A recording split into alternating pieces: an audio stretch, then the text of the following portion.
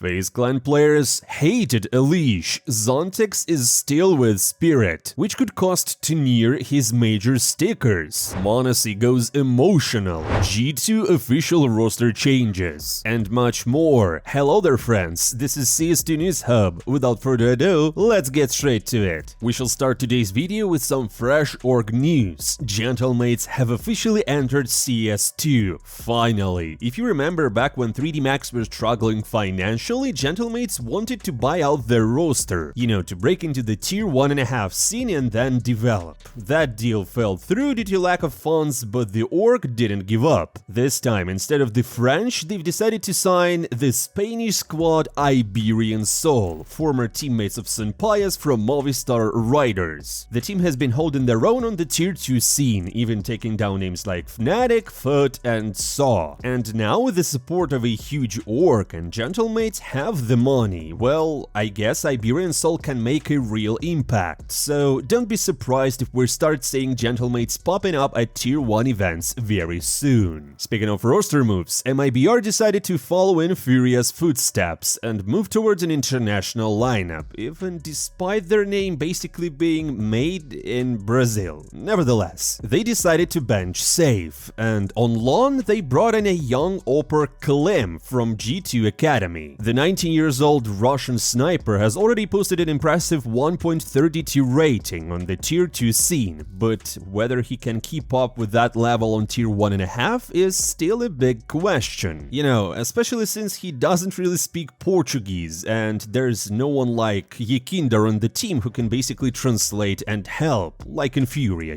Overall, this might be the start of a bigger shift, with more Brazilian teams moving towards international rosters in the near future. But before we move on to the next news, let me tell you about our great friends from CSGO Fast. It is the oldest and most trusted website in the history of CS skin games. Feel like Gabe and stole all your luck in CS? On CSGO Fast you can open tons of profitable cases and finally pull out the dream skin you've always wanted. They've got a huge variety of games, including intense case battles. You can even invite a friend to try to come out on top together. My favorite mode is Upgrade, where you can always turn your skins into something extremely rare. Here you can deposit your skins instantly. Yes, even after the recent CS2 update. If you're a true CS veteran, you already know the community has trusted CSGO Fast for years. That's why they have a loyalty system for regular users and a ranking system with the extra bonuses. And do I even need to mention their skin prices or insanely huge market? You already know it's awesome. Oh, if you don't want to deposit, no problem. You can always use the referral system to earn points. Use our promo code CS2 News Hub to get plus 10% to your deposit and a free case. The link will be in the pinned comment.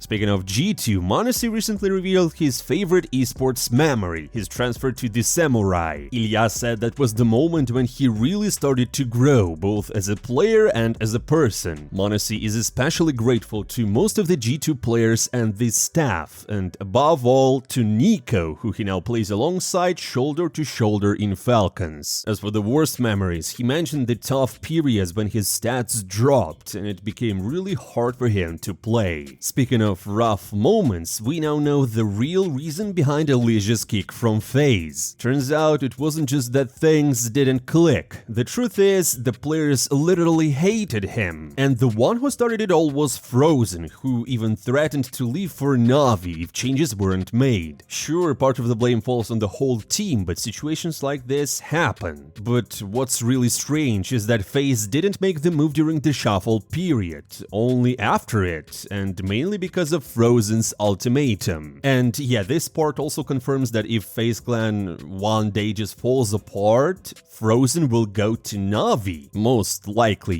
because he wouldn't have said these words if he wasn't invited, you get it? And if Frozen joins Na'Vi, who's getting kicked? Interesting.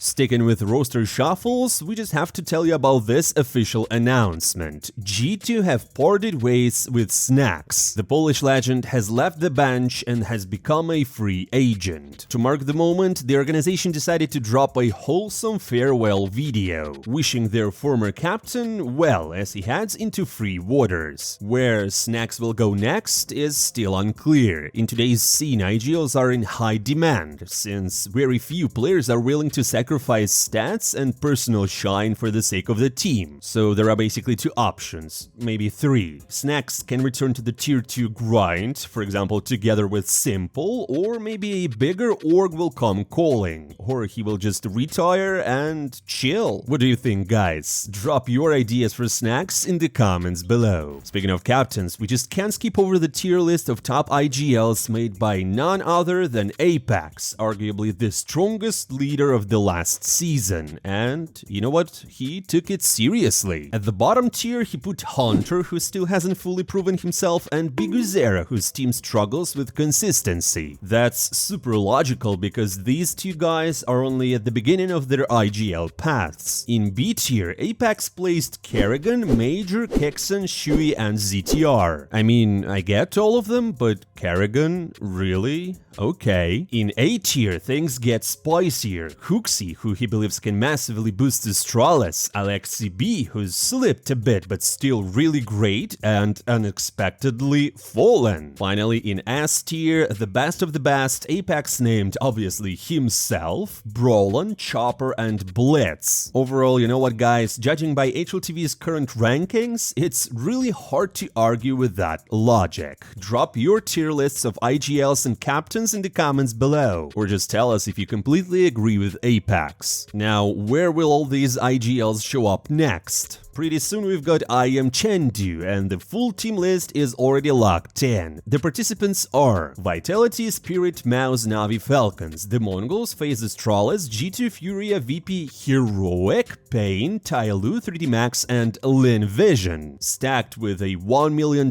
prize pool, this tournament will run from November 3rd to November 9th. Surely we will cover it, so don't forget to hit the follow button to stay updated. Now, speaking of Spirit and huge tournaments, it's now confirmed that they will still be playing with Zontex at Blast London. According to Overdrive, the final information about the roster shuffle will drop around September 8th, which basically is just when Blast London ends. Okay, we get it, no big deal, Tn1r might have had some visa issues with the UK embassy or something, so Zontex will be basically having his last dance again. But the really interesting part of this situation is that because of Zontex still playing with Spirit at Blast London, if Tn1r does end up with Spirit, he won't be eligible for major stickers. Guys, I will explain. The roster lock is in early October. I know it's still far away, but by that date, Tn1r will have to play at least 5 matches for Team Spirit to be locked in the VRS system. And looking at the current Team Spirit schedule, they don't have enough tournaments for it. You know, after Blast London 2025, their next tournament will be in a month at ESL Pro League Season 22, which starts in October. So yeah, no 5 matches, no VRS, no sticker money. It would have been a massive bonus, but he will miss it out. Now, I have this thought in my mind. Either this whole story turns out to be one big bluff, or despite all his results, Tn1r won't be cashing in on that big paycheck. And most likely he knows about it. He knew about it when he signed with Spirit. And that makes the whole story even crazier. Imagine the dedication to Team Spirit that Tn1r has. He wants to play with the biggest team in the world and he doesn't really care about money. Wow, my respect. Guys, what do you think? Will Tn1r actually end up in Spirit or maybe in another team? Tell us in the comments below. And of course, it's not just about the roster, performance matters too, and to perform well, even outside the pro scene, you need to understand which side is stronger in the current meta, and also why. So after the recent economy tweaks, it turns out that CTs are stronger on most maps, while T side only has the edge on Inferno, and even there, the gap is minimal. Just look at these stats on your screens. The most unbalanced map right now is Train, where CTs boast a 62% win rate. That gives one side a massive advantage, though it still leaves at least a small window for comeback. Anyways, Train is still my favorite map from the whole pool. I mean, what can you do? Speaking of maps and CS2, Valve decided to drop another patch. 800 megabytes just to fix the animations. Yeah, now finally the butterfly knife and all of the others are fixed. Now you can enjoy spinning your knives, if you have any. This patch also brought some minor tweaks and fixes as well, but not that game-changing much. Just stabilizing and optimizing things. I guess thanks Valve? Right? Now, let's wrap up today's video with the results of the Esports Awards, which took place recently, in case you missed it, because I definitely did. I didn't even know there was a stream or something. They just announced it and I saw it on Twitter and that's all. Anyways, unfortunately, CS2 only managed to grab 2 wins. First, Talent of the Decade went to Sjokz, and the Breakthrough of the Decade was won by ZywOo. The rest of the awards mostly went to Riot Games and League of Legends.